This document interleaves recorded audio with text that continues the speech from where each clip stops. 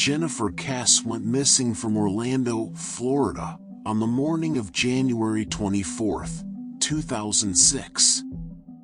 Kesse was a 24-year-old graduate of the University of Central Florida and had recently begun working as a finance manager at Central Florida Investments timeshare company. She had also purchased her own condo in the months leading up to her disappearance and had just returned from a trip to the Virgin Islands with her boyfriend. On the evening of January 23rd, Kesse reportedly left work at approximately 6 p.m. and called her parents on the drive home to her condo. This was ultimately the final conversation Kesse's parents ever had with their daughter. Kesse later called her boyfriend at 10 p.m., which was the last known time the couple ever spoke. When Kesse didn't show up for work on January 24, 2006, despite having an important meeting that day, coworkers contacted Kesse's parents at around 11 a.m. to express their concerns. Kesse's boyfriend also tried to contact Kesse earlier that morning, as they often spoke between 8 a.m. and 9 a.m., but he was unable to get in contact with her. All calls were going straight to her voicemail, suggesting her phone had been turned off. When Kesse's parents arrived at the condo, they found nothing out of place. Dirty and wet clothes were laid out on the floor, and it was clear that Kesse had showered and left the building without anything out of the ordinary taking place. Based on this evidence, police investigators believed she left her home and was abducted, either on the walk to her car or while she was traveling to work. The only real breakthrough in Kesse's case came when a local resident reported a car similar to Kesse's parked outside their apartment. Investigators quickly determined the vehicle was, indeed, Kesse's 2004 Chevrolet Malibu. The apartment complex was just 1.2 miles away from Kesse's own home. Investigators discovered Kesse's phone, wallet, and other valuables still inside her car. Police located several surveillance cameras on the surrounding buildings and found footage showing someone parking the car around noon on the day Kesse went missing. The footage also showed an unknown figure exiting the car and walking away. Investigators made extensive efforts to determine who the mysterious figure in the surveillance footage was. The Orlando Police Department initially only listed the unidentified person as a person of interest, but later said they were a suspect in the case. Despite assistance from both the FBI and NASA in enhancing the surveillance footage, this additional clarity provided little help. The 3 frames that captured the person walking away were obscured, with a fence hiding the individual's face. To this day, the identity of the person in the surveillance video is a mystery. Just a few hours after Kesse was reported missing, the Orlando Police Department began conducting an extensive search for her.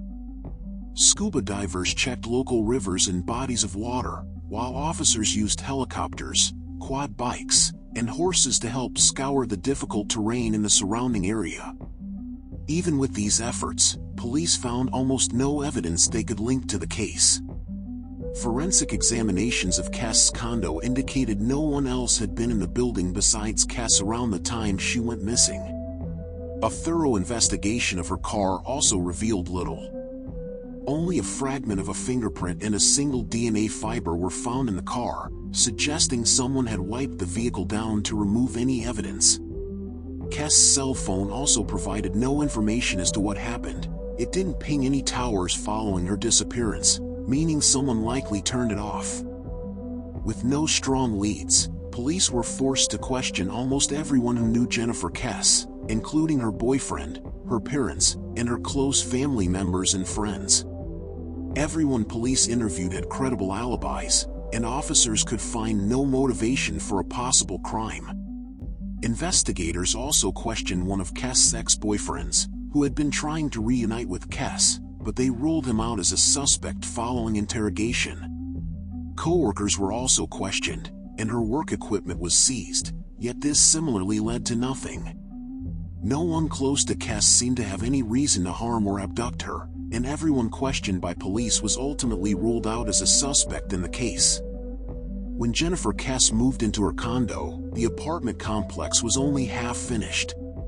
Construction was still underway, and a large number of workers lived on site at the time of her disappearance. Kesse had previously complained to her family and friends about some of the workers. They had catcalled her numerous times, and this made the 24-year-old feel uncomfortable, raising some safety concerns. This led to suspicion that a worker or workers may have played a role in Kesse's disappearance, as they would have been aware of her routine. Because of the work they had carried out inside her apartment, they would also have known she lived alone. However, police investigations into the workers found nothing untoward. In 2009, 3 years after Kesse went missing, a convicted murderer spoke out, saying he had new information about the case that could lead to a breakthrough. The man in question, David Russ, claimed to have eavesdropped on fellow inmates and learned information that would help the investigation. Kesse's father, Drew Kesse, traveled to Seminole County Jail to speak with Russ.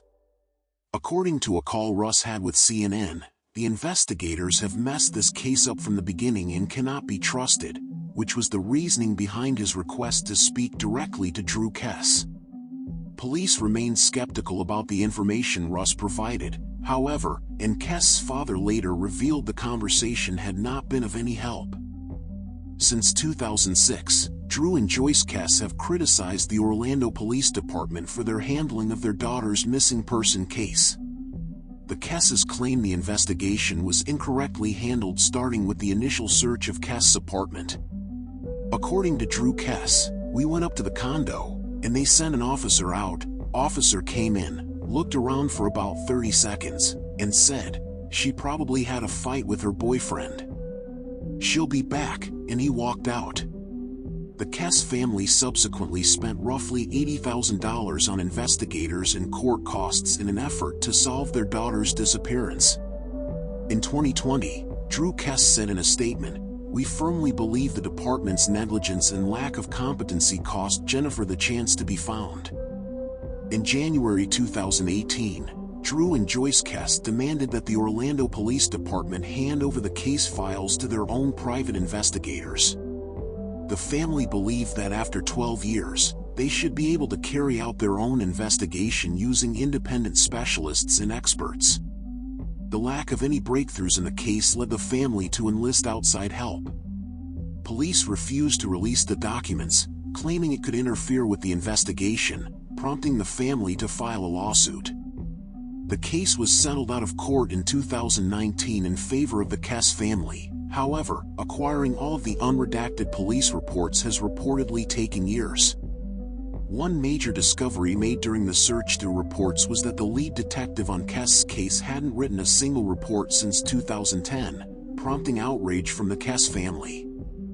Even though Kesse's case is now nearly 20 years old, an investigation is still ongoing which aims to either locate her or help her family learn exactly what happened the day she vanished.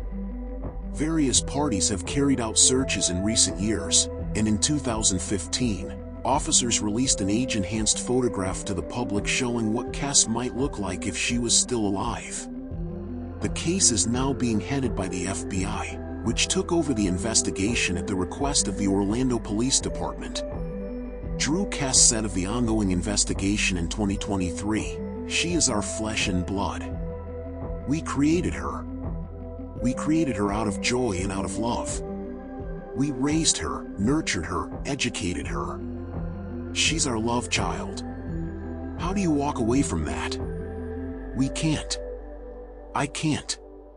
I never will. And I think she knows that."